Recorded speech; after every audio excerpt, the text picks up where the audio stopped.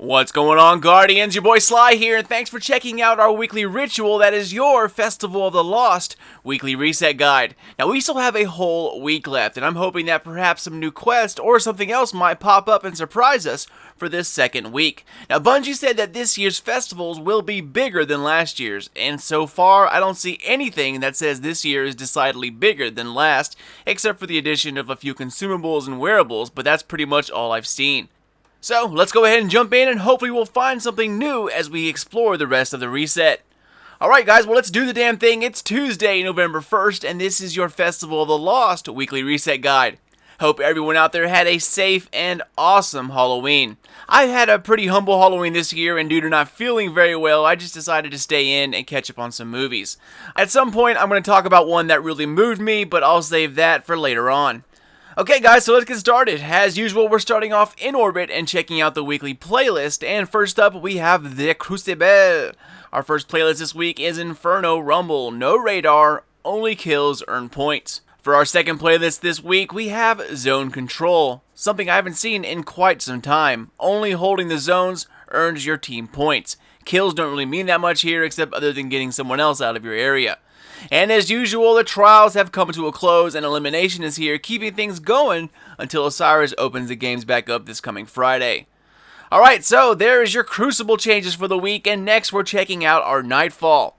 First up, we have epic, heavily shielded, highly aggressive enemies appear in great numbers, and following that, arc burn. Arc damage from any source is greatly increased. Specialist is next, special weapon damage is favored, and then we have Juggler, no ammo drops for your equipped weapon, and lastly, Airborne. Players deal more damage while in the air. Let's hope it's not the Super Shank. On top of that, Arc Snipers and Arc Fusion Rifles will absolutely wreck here. Of course, shotguns are also a good choice, but having a distance weapon will be key. So grab that exotic sword, a good Arc Sniper Rifle, and if you have one, a fast firing Arc Fusion, and you'll be G to G. Okay guys, well let's jump in and see who we're taking down this week. Tracking reports of fallen splicers spotted in and around the Hellmouth. Intel suggests they're hunting ogres. Get down there. Make sure they don't snatch up any more fodder for their twisted experiments.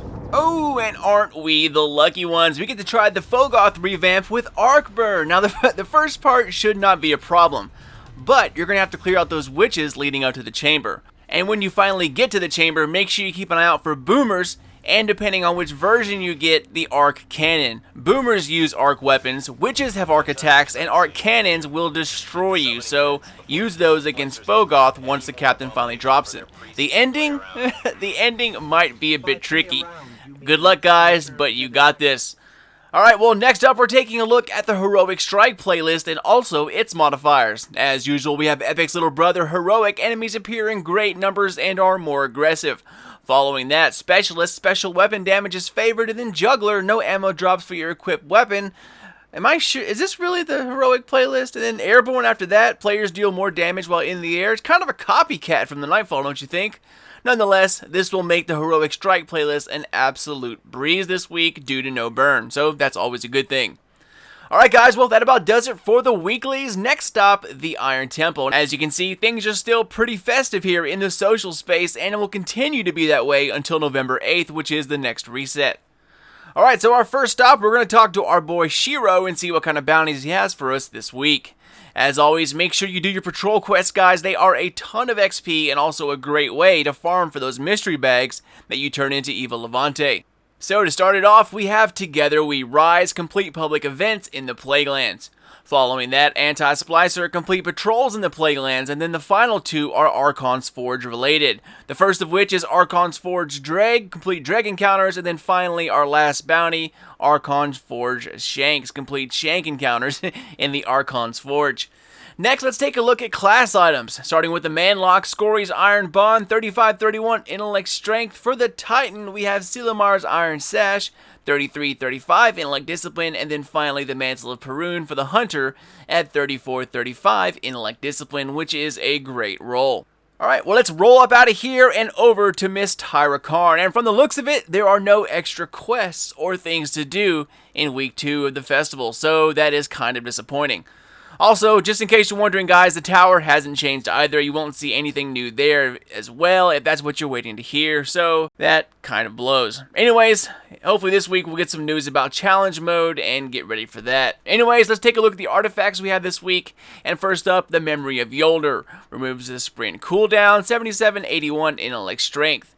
Next, Memory of Silumar, which increases your resistance to dot damage at 8179 discipline strength. And then finally, the Memory of Temur. Melee attacks can turn minor minions friendly for a short time, which is 8075, also discipline strength. Okay guys, well that's all we have to do here at the temple. Our next stop to the tower. As you can see here, there aren't any quest symbols anywhere, so like I said, nothing new this week in terms of festival quests. Boo! Boo! Anyways, time to go visit our boy Shax and see what kind of bounty he has for us this week. Alright, well let's see what you got for us, my man. We have Back to Basics. Exercise your skills in the Clash match type. All you need is 7 matches complete, 50 primary kills, 25 assists, and then 25 ability kills, and then you, my friend, are done. So much easier than the pre-Rise of Iron bounty, but it did give you a lot more to do if you were a PvP only player. Alright, thanks Shax me boy. Next we're taking a look at what the vendors are accepting this week, and if you have stores of spin metal, you, my friend, are not alone. It looks like you're going to keep hanging on to them for a little while longer. Dead Orbit is accepting Relic Iron, Future War Cult is accepting Spirit Bloom, and then the New Monarchy is accepting the now in short supply Wormspore. You know guys, it's kind of funny that Bungie added ways so that players could trade in Wormspore back in the Taken King since we had so much of it. And now it's the hardest planetary material to come by. Alright guys, well that scratches the tower off the list, and next stop, the Reef. Now, due to time, I'm just going to squish all the other stuff together back to back really quick, so if you still want to see the older stuff, I'll still put it in here, but since these videos are becoming increasingly long, I need to start making them smaller, so let's go ahead and try it this way. Okay, so our first stop, the Reef. As always, my girl Petra. For bounties, we have the Wanted bounty, Take the Wanted. Kill the Blighted Descendant, Mars or Venus. By the way, Blighted Descendants are those Gatelord-like things that pop up at the end of when the Taken start spawning. Next bounty is Take Them Out, kill 12 consumed or named Fallen, Hive Cabal, or Vex on Venus. And then finally, we have Kill Them All, kill 100 Taken.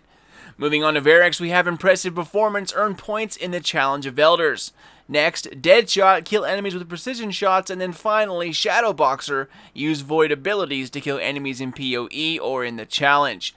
As for the bonus modifier, this week we have Precision Kill bonus. Precision kills are worth more points, one of the easiest to complete. Alright, moving on towards the Dreadnought, and also towards the end of the video, we have Golgoroth as the King's Fall Challenge this week, and finally our Tier 3 Court of Oryx is Kagor, and that, my friends, is it. Now, one of the quick things I wanted to mention is that this boss is an exotic dropping machine. Load up with the 3 of coins active, and then take down the ogre at the center. Don't kill the witch, let the huge ogre keep respawning, and every time you kill it, reapply another 3 of coins. The last time this boss was here, there were several times where I had 2 exotics up there waiting for me after just 1 boss run. Another friend of mine had 1 exotic drop after every boss run. He had like 12 from just 1 farming session. It is definitely a great farming method and an easy one at that. Now you can cancel the session to save your rune, or you can kill the witch to earn some Eris rep, and that'll rank you up to get a package. But that's it guys, as always a total pleasure ladies and gentlemen, and thank you all so much for watching. Don't forget to follow me on Twitter at SlyNation for everything Destiny, The Division, and here soon, Mass Effect freaking Andromeda. Can't wait, see you all in the next one, but until then, this is your boy Sly. Later guys.